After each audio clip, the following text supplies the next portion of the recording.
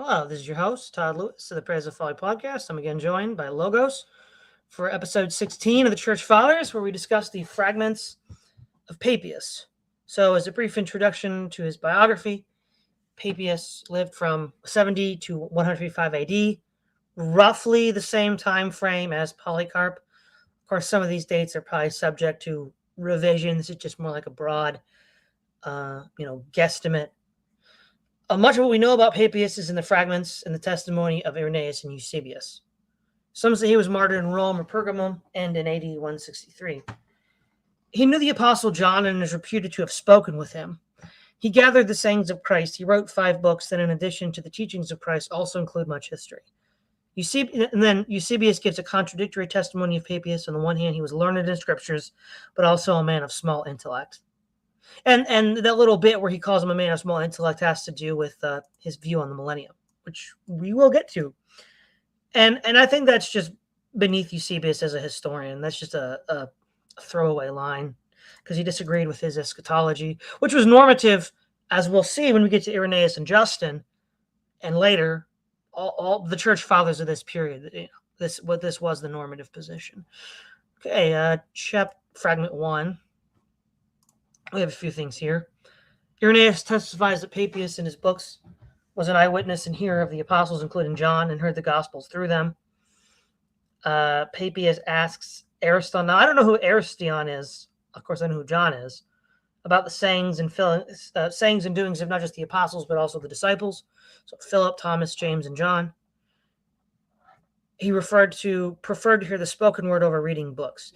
That's one of the anecdotes that people always remember about Papias. He preferred to hear the spoken voice rather than than text. And I think, doesn't Plato in the Republic also say something about that, Logos, that he prefers the spoken word to text? I don't know. I haven't read the Republic much in depth, so you could be right. I'm not sure. That sounds vaguely familiar. Chapter 2, moving on. Chapter 2, it's more of fragment 2. Christians should be as guileless as children. Probably an extension of, and on the one hand, be as shrewd as serpents, innocent as doves, as well as Christ said, "Let the little children come unto me," and be as little children.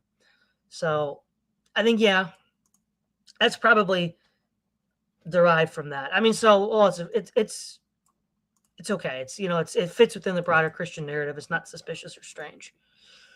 Fragment 3. This is account of the death of Judas. Judas died sad and impious. He was swollen and could not avoid a chariot which ran over him, and his guts spilled out. Okay, that seems to be one of the. This, I think, is the first account of the death of Judas outside of Acts. So that's interesting. But no mention of a chariot is made in Acts. Chapter 4. Okay, this is the first reference we've had anywhere directly pertaining to the millennium and directly pertaining to Christian views of the end times. And it's a premillennial position. So Papias speaks of the superabundance of the millennial state in Christ. He claims his testimony is true because he heard it from John. And he has an interesting line where he says, let me just read it, about Judas. And he added, saying, now these things are credible to believers. And the Judas, the traitor, says he, not believing, and asking, how shall such growths be accomplished by the Lord? The Lord saith, thou shalt see when thou shalt come to them. These then are the times mentioned by the prophet Isaiah, and the wolf shall lie down with the lamb. Okay, yeah, so we'll see a lot of this, especially with Irenaeus, but it is a brief overview. There's a lot of prophetic texts in the Old Testament, Psalms and Isaiah and elsewhere, that deal with this sort of perfected rule of the Messiah, which is what is called Chiliasm, or the millenarianism, or premillennialism. And this was the original position of the church as well, which was that Christ would come and rule this way. And it's interesting that Papias identifies what outed Judas as a traitor was the fact that he didn't believe in that, which is interesting. Obviously, there's no mention of that in the scripture. I'm not saying that Judas didn't doubt that. But it is interesting that in order to buttress his own claims about hearing this from John, that he would say this about Judas. I think that's interesting. Okay, we're at 5. Okay. First thing of note, he says presbyters, not bishop. And as I said when we were reading Ignatius, we're going to see that unusual language revert back to the original language. I mean, right, if Papias is going to stand close to the apostles and then say, "Oh, believe me," he wouldn't say the presbyters, he would say the bishop. But he doesn't say the bishop because that wasn't a thing yet. He's still consistent with what we saw with Polycarp and the Didache and Mathetes. He goes into a typological reading of the parable of the productive crops, which we saw in the previous chapter, with Christ's 160 and 30-fold increase in righteousness. And he says that with 100-fold fruits you'll be in heaven, 60-fold fruits you'll be in paradise, and 30-fold fruits you'll be in the city. I don't even know what the city is. Is it Jerusalem? And this isn't really clear to me. And I'm sure this is one of the ones you had questions about, Logos, but I can't really shed too much light on that either. This is tied to Christ teaching many mansions. Yeah, did you want to say something? Yeah, this is just confusing to me because it makes it sound like people who die are going to go live in heaven, but I thought Christ was going to go rule on earth. But they're talking about like broad paradise as if it's somewhere else, and like God's mansions as if they're like different from ordinary mansions. And I guess I just never understood this discussion if the point is like the physical rule of Christ. Well, right. So, again, as I understand Christian eschatology, so before the millennial rule, and then after that the eternal state. Between now and then, when we die, we go to heaven, which is a disembodied place. Or that's what we see in the parable of Abraham or Lazarus and the rich man, this sort of like afterlife place. And when you have, when you're a disembodied spirit, there's nowhere to live. You're not living in a place in the sense that we would understand it now. That's something you'd see in the millennial kingdom and beyond. So yeah, it is kind of strange that, and also when Christ is talking about the righteous fruits, 160 30-fold in Matthew, he's not talking about rewards in the next life. Now Paul talks about rewards in the next life where your works are tried by fire, but that would have been the obvious one to pick, not this. And again, some of these terms are just very ambiguous. Like, again, heaven, paradise, the city. I think it's part of it is there just wasn't that much that survived. There's probably more that would have, like, in the actual text this came from, that if we had would make this a lot more clear. It seems very vague to me. It's not just to you, Logos. Yeah, I agree. Okay, but how about the other fragments up to chapter 5? Anything you want to add about those? No, those seem pretty straightforward. Just the comment I made before the stream, where it seems as though like those seem like more commentary on what this guy said rather than what he said directly. And that little quip about Judas was kind of odd. It was just like one fragment that was just like, by the way, Judas sucked and his death was horrible. Moving on. It was just, it was strange. Yeah. That was kind of interesting. Okay, chapter 6. Okay, again, appeals to Aristion and the presbyter John. And it's interesting too that while John is an apostle, and can clearly speak infallibly from a point of view of a Christian, he's only referred to as a presbyter, which is a relatively it's like calling someone pastor today. It's pretty unobtrusive name. So it's interesting that someone who's writing. So again, this gets back to the contradiction with Ignatius. This guy lived at the same time as Ignatius. He talked to John, and yet he's referring to John in this very nondescript way. And we have this fully developed, apparent fully developed doctrine of the episcopacy in Ignatius. This just doesn't smell right, does it, Logos? No, I mean, we could go back to what we said about Ignatius as like the bishop is like Jesus, but like he also seemed to appeal to like the role of the bishop in dealing with things like marriage and other things as well. So I don't know. Yeah, I don't want to relitigate that, but it's strange. You're Well, we right. don't need to relitigate it, but what I'm just saying is that the testimony of Papias here again, a contemporary of the other two that we mentioned, Right. just adds weight to my claim that this is just Oh, off. absolutely. I mean, John's a presbyter. It's like, if John's a presbyter, what do you have to do to be a bishop? Well, according to Jerome, bishops and presbyters are the same thing. Yeah, I know. It's annoying. Okay, chapter 6. Back to this though. Papias, in one of his books, apparently narrates various vignettes. He mentions some stories about Philip's daughters and how they. Now, this is not clear to me. It says here, the resident of the Apostle Philip with his daughters in Hierapolis has been mentioned above. Wait, sorry. Yeah. We must now point out how Papias, who lived at the same time, relates that he received wonderful stories from the daughters of Philip, for he relates that a dead man was raised to life in his day. Well, is he saying that Philip's daughters raised a man from the dead, or are these just two separate events that happened at the same time? I mean, that's not clear. Is that clear to you, Logos? No, what's interesting to me is Papias talking about, like, in his day. He lived in like 100 AD. Like, the resurrection miracles of Christ, I would think would be like between like 0 and 30 AD or something like that. Um, so this can't be like the resurrections that were talked about in the New Testament. These would have to be like something else. But if that were the case, those would be like major. So Well, let's think about this too, right? So Philip is an Acts, and he baptizes the Ethiopian eunuch. Now, assuming his daughters were teenagers when they were prophesying, which Acts reports, that's like right after Christ, so somewhere between 33 and 40 AD. Papias isn't born until 70 AD. So these would be very old women by the time, if they were still alive in his own day. Um, I mean, maybe they were very old women, but I think, life expectancy back then was a lot less, and especially the Romans were martyring people all the time. So it's a little interesting. It's just a little interesting, and a lot of this seems to be like a salad bowl. It's just a lot of random facts about Papias, but not necessarily how they fit together. So he talks about how Justus Barsabbas drank a deadly poison but did not die. Okay, I mean, that's interesting, right? Because Paul's the one that drinks the poison in Acts and doesn't die.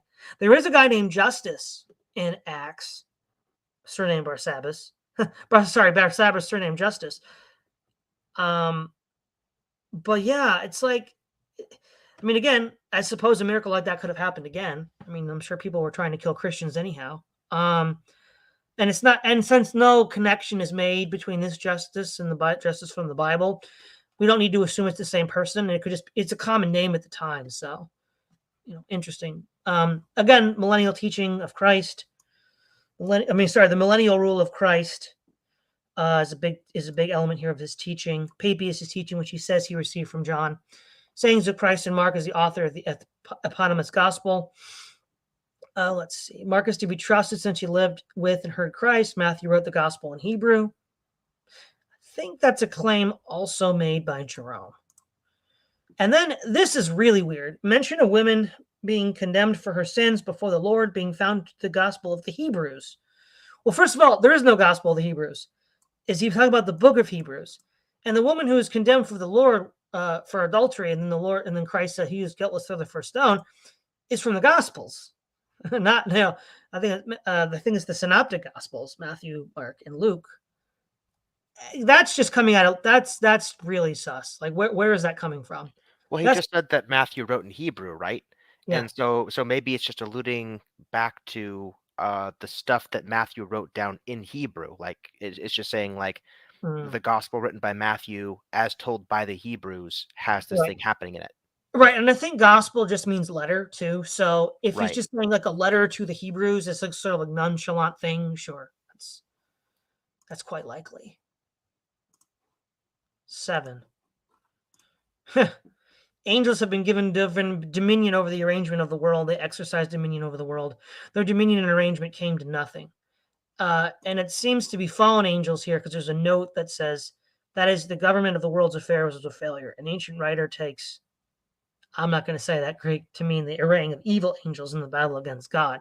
What's interesting is this kind of thinking is seen in the popular Pentecostal author I can't think of his name. He did. Wow, I can't think of his name. He was the other guy that was along with Left Behind. There was like Left Behind, and that was like the end of the world, and then there was like the spiritual warfare guy. You know what I'm talking about, right, Logos? The spiritual warfare guy. No. He was a popular. Hold on, give me a second here. This is really annoying me.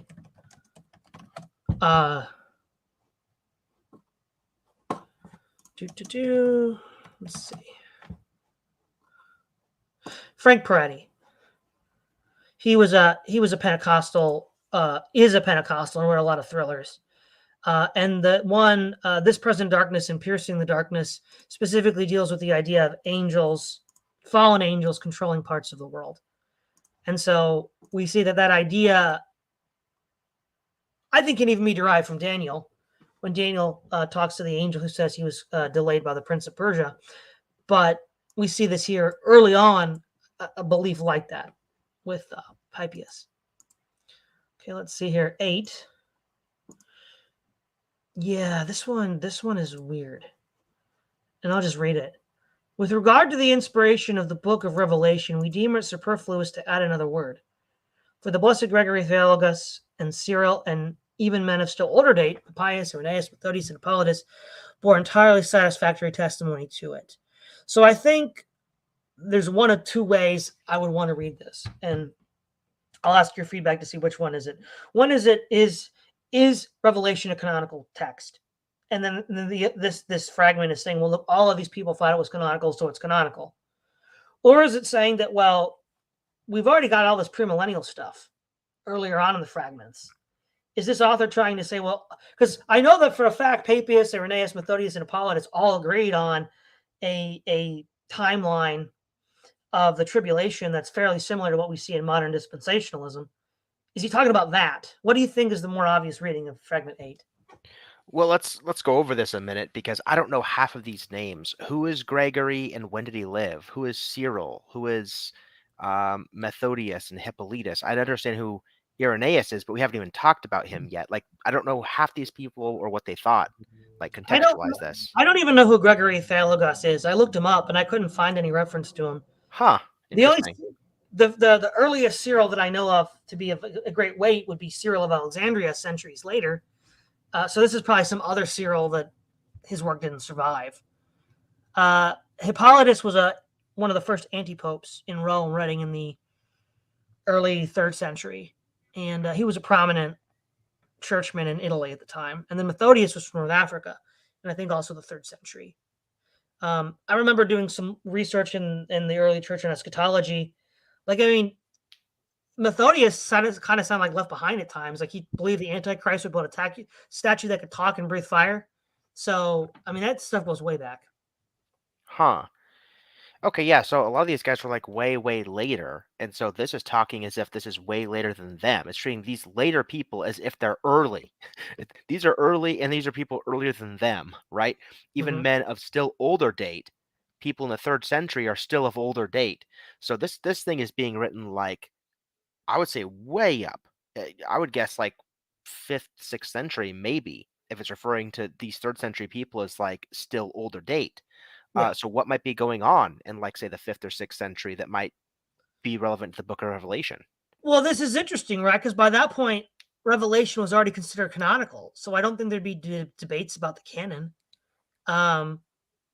So, yeah, I don't know. I mean, the common theme with the last 4, Papias, Irenaeus, Methodius, and Hippolytus, was that, to my knowledge, they're all premillennials. So maybe there's a millennial debate going on.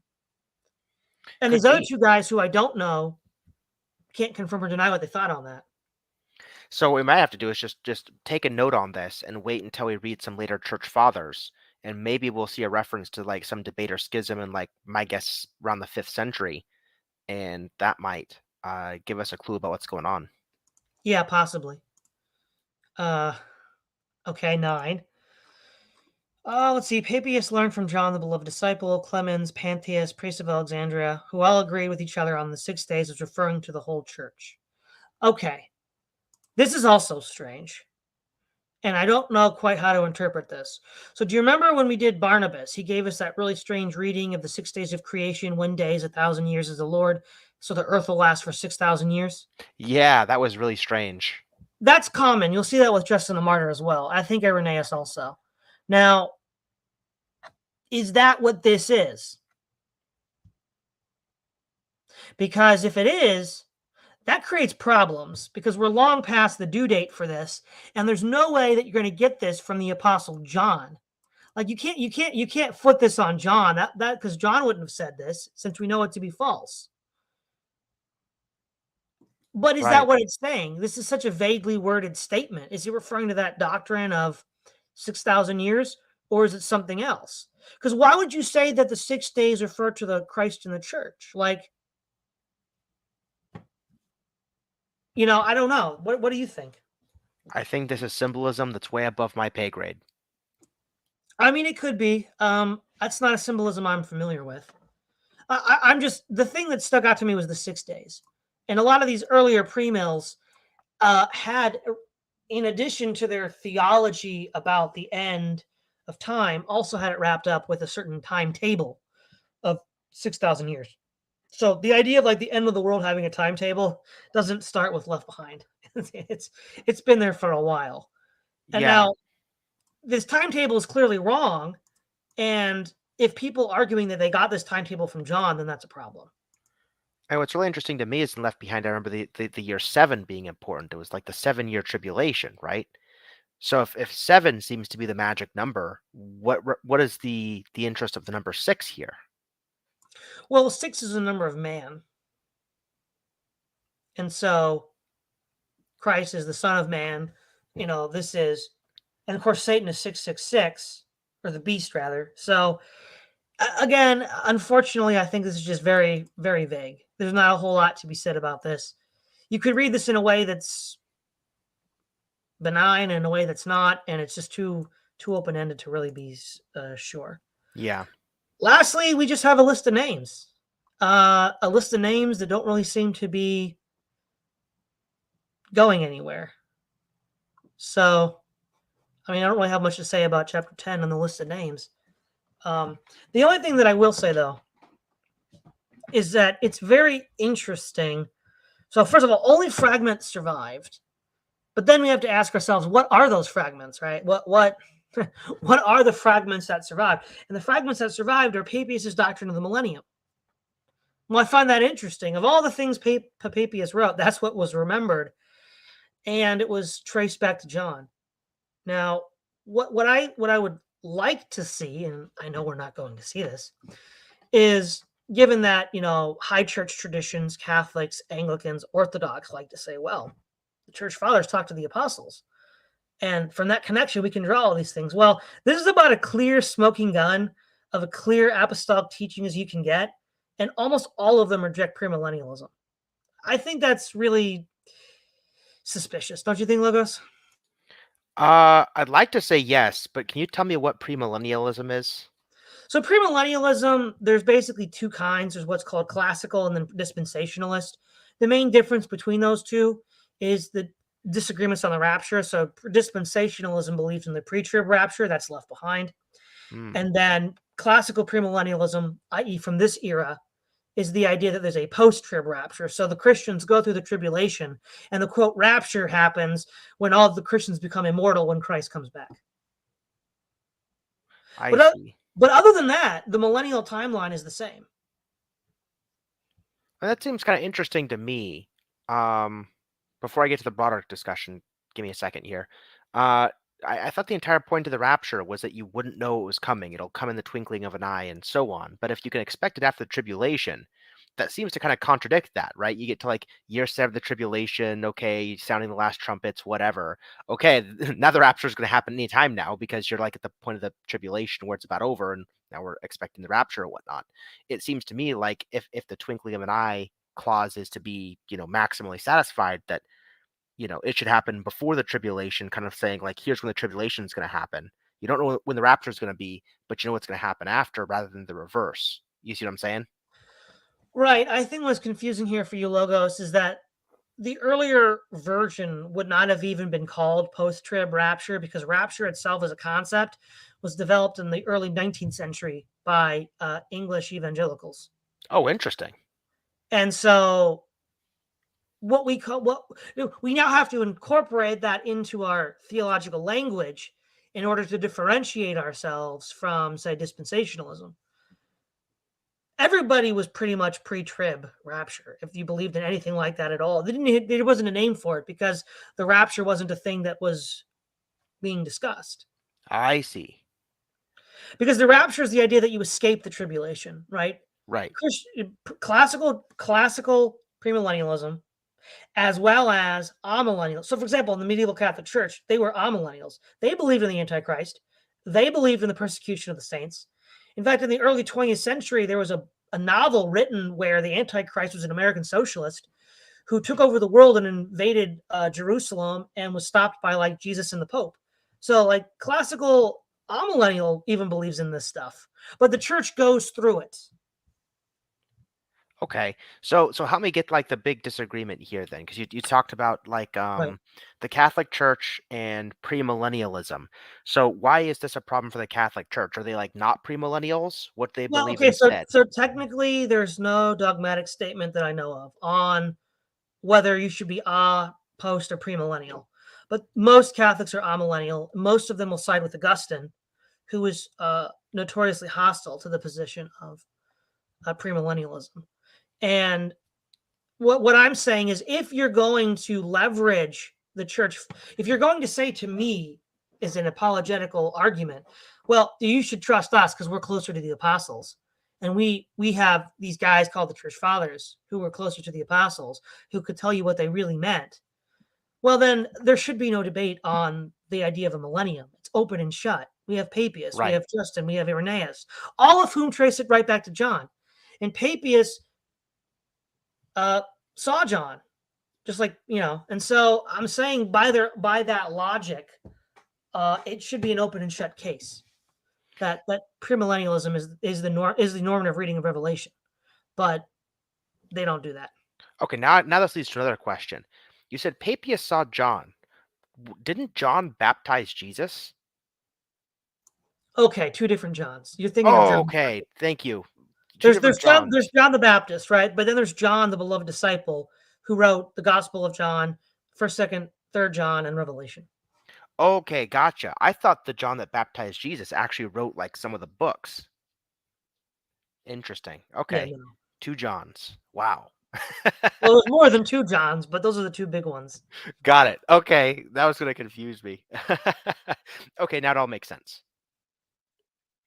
Okay, but now we got through all the questioning. Back to my earlier point about inferences. I mean, isn't Papias just an open and shut case that this is what John said? I mean, by Uh, that line of reasoning. I mean, it seems so. The issue I have with it is that it's being cited by people often like centuries later than him, and so the thing didn't read about what Papias was saying like on his own behalf. The thing that most of this document was like, here's what we're saying Papias said. Um, Now, as far as your point about the Catholics, I think it's still like, satisfies your point more than the Catholics' point, because it's like, here's people closer to Papias who is close to the apostles who say what Papias said, and that seems to put an open and shut case on what the Catholics said. But that being said, I'm still loath to think this is exactly what Papias said because there's so many people speaking on his behalf. It's just hard to know. It's kind of like the Plato Socrates question, right? Like what we have of what Socrates said was written by Plato. So you have to ask the question like, when was Plato being used as a literary device to make a Platonic argument, and when was Socrates like speaking on his own behalf in the dialogues? It's like that times 10, because I'm not even seeing like any words directly stated by Papias, even like supposedly as a dialogue in the fragments. And so that gets a little confusing. But to your point, it does seem to say that like the early church does have this take on the millennium. And so if the Catholics were serious about the fathers, they would kind of like roll with that instead of like the later people like Augustine. So yeah. Right, that's the main point.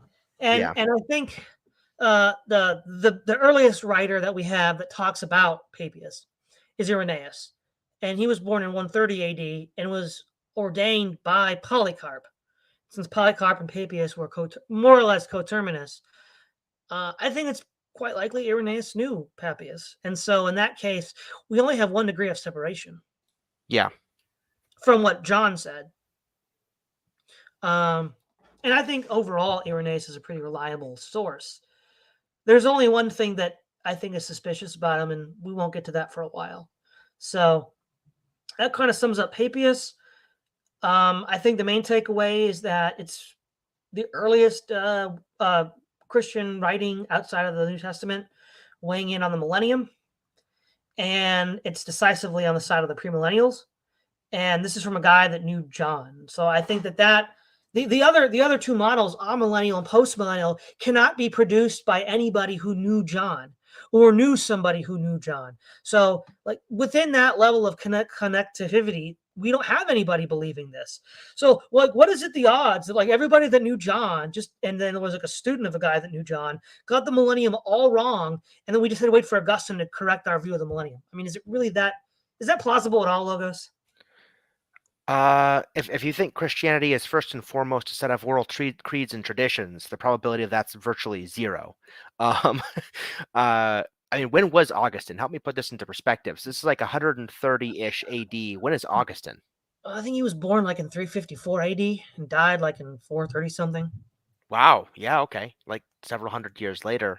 Mm-hmm. That would be a long time to wait, given that you already have these traditions now, and there's nobody you can point to before Augustine that like had these other positions. Well, you can point to some, but the earliest ones come from Alexandria, and they're using allegorical interpretations. This gets Yeah, back. yeah, This yeah, gets yeah. back to another guy we were talking about. Okay, yeah, those Right. Alexandria people are going to be like really, really big, aren't they? Well, yeah. See, okay, so there's basically a framework that I think is useful to bring up at this point. And Alexandria really is the source of a lot of problems. So we have outright heresies like Arianism coming from Alexandria, which out within the broader Christian discussion, everybody's like, yeah, that's bad. But we also have within this debate of church history two basic tensions, right? One is how do Christians relate to secular thought, in this case, pagan philosophy, in general? So the two pole stars here are the Alexandrians, Clement and Origen, who are like, yeah, it's great. You can incorporate. Well, this is how the narrative, the structure goes. That it's great and that you can use them profitably, and that leads to a whole line of thinking in the East and the West. And then you got in North Africa and Carthage with people like Tertullian saying that no, you can't. This is terrible. That's somewhat oversimplification because Tertullian does positively use some philosophers like the Stoics, and Origen is skeptical of some of the philosophers. But again, broadly speaking, Alexandria is like secular knowledge. You can use it pretty comfortably, and I think the danger there is that they're not as concerned about syncretism. And then the North Africans, represented by Tertullian but not limited to him, would say no, this is dangerous. And I think we see the Protestants taking that up again in the 16th century, where there's this more hostility to. Sometimes it goes to cartoonish levels, but the idea is though that we need to not be too comfortable with the world's thinking, at least in certain areas. And then the other one, of which Alexander is the pivot point, is how do you read the Bible? Is it allegorically or the historical grammatical school? So the historical grammatical school, in a sort of codified form, begins with John Chrysostom of Constantinople, and then the allegorical school begins really, I think, with Origen as an organized body of thought. And for my money, both the chummy with the world and allegory coming from Alexandria are going to be the root of a lot of problems. Yeah. Wow. Given what we know about what's to come up, yeah, I think this lends to your point. I think that I mean, if it's going to take like this Alexandrian school to bring these new traditions in, and then we have these oral traditions ostensibly from people that knew John, and you have like this direct oral tradition to this premillennialism. Um, it seems like if you view Christianity as this sect of oral traditions from the apostles, forward, that this is just the way you're going to go unless you have a really good reason to do something else. Oh, and back to my point, that's exactly the claim made by high church Christians. Yeah. So which is it? right? Because and this is just the first of many received traditions that are going to disappear over the next couple centuries. Well, okay, we're only at like 155. Okay, so but the point is from like 155 to say 455, we're going to see a lot of these traditions just disappear that were once universally accepted. And again, these would have been by word of mouth. I mean, that was the whole point of Papias. He preferred word of mouth to texts. Right. So, yeah. So, in order to make a very, I'll just summarize this very briefly. And again, as we go deeper in, we'll see this become more and more apparent. We're going to see that there's a whole host of oral traditions and beliefs that all Christians everywhere within this body of writing, all over the Roman Empire, throughout all the times that we see within these volumes of the Ante-Nicaeans, that they all agreed to. There's going to be some in-house debates, and I've already mentioned Origen and Tertullian being one of them, but that's within this fenced-in area. That is what we could say is the received traditions of the apostles. Right. And I've read quite a bit of this, and it seems to me consistent with a few peculiarities, which we can get to when we get there. It seems fairly consistent with with what we've read. And then there's a school of thought that begins in Alexandria with Barnabas, the pseudo Barnabas, and then Origen, that creates this parallel framework of understanding Christianity. And it's this parallel framework of allegory that ultimately is used in the 4th century to basically just obliterate all the earlier Christian traditions that came before it and then pretend they never existed. Wow. It's savage. And the millennium is just one of many, many beliefs that goes away. So, yeah, this is important stuff. This is why we have to read the Church Fathers. So yeah, I guess, I mean, the Fragments of Papias are really, really important, even if they don't say much, because of what they represent. And at this point, the next step is what you've been waiting for all along, Logos: philosophy. Justin the Martyr, the trained Platonist philosopher. Oh, I can't wait. All right, it's Todd Lewis of the Prayers of Folly Podcast.